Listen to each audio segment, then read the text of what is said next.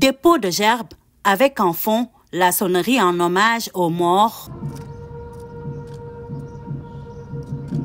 C'est ainsi qu'a débuté la cérémonie officielle de la célébration des 50 ans de la Marine nationale sénégalaise à la base navale amiral Faye Gassama. Cette célébration constitue un acte de haute portée symbolique qui s'est réalisé en 22 janvier 1975, lorsque le capitaine de corvette d'alors, Faye Gassama, recevait des mains des hautes autorités politiques de l'époque le drapeau de l'armée de mer, marquant ainsi la fin du cycle de gestion de la coopération française. 50 ans,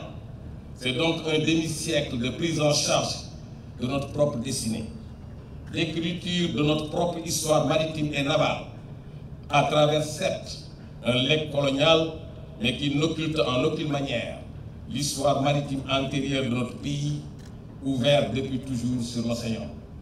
50 ans, c'est aussi 2 générations, faites d'hommes et de femmes, venant des différentes contrées du Sénégal, intérieures comme côtières, qui ont bâti une marine par la force de leurs bras, leur intelligence, leur courage, leur engagement, leur abnégation, leur patriotisme, leur amour du service à la mer et jusqu'au sacrifice suprême. À travers cette cérémonie solennelle sous le thème « 50 ans au service de la défense nationale et de l'application des lois en mer »,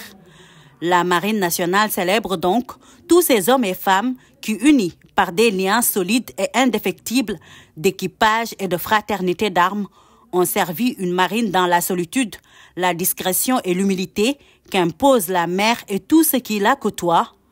aux marins d'hier et d'aujourd'hui et aussi à ceux de demain. Et puisque demain se prépare aujourd'hui, pour l'année 2024, la marine a comptabilisé 1034 jours de mer pour 414 missions, assurant une présence permanente dans l'ensemble de la zone économique exclusive avec 2 patrouilleurs, ainsi bien dans le cadre des missions de défense du territoire que celle de l'action de l'État en mer.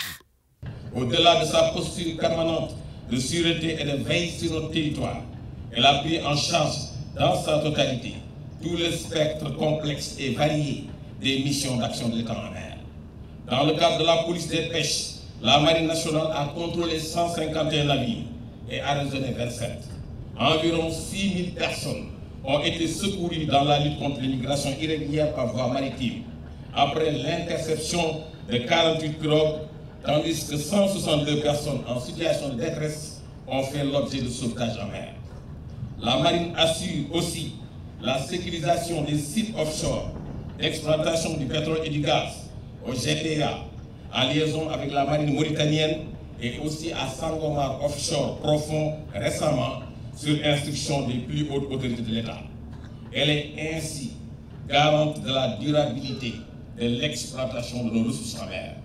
La Marine nationale a ainsi atteint l'âge de la maturité dans un contexte opportun de maritimisation de l'économie nationale avec l'exploitation du pétrole et du gaz offshore combinée à celle des ressources halieutiques. C'est dans ce contexte également qu'elle a initié une réflexion profonde autour d'une stratégie navale 2050 qui se fixe comme objectif une protection du territoire terrestre conformément aux orientations prioritaires du chef d'état-major général des armées. C'est un objectif ambitieux qui nécessite des capacités opérationnelles adaptées et renouvelées périodiquement,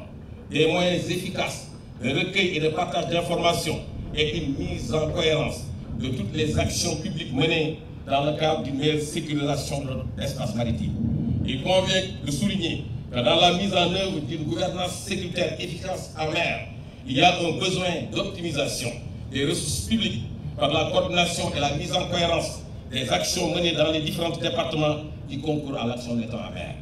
Devant le chef d'état-major des armées, le général Mbaye Cissé, la Marine nationale a ainsi célébré un demi-siècle de maturité, clôturé par une démonstration des forces spéciales mer sur le plan d'eau, ainsi que l'inauguration de nouvelles infrastructures au sein de la base navale amiral Faye Gassama.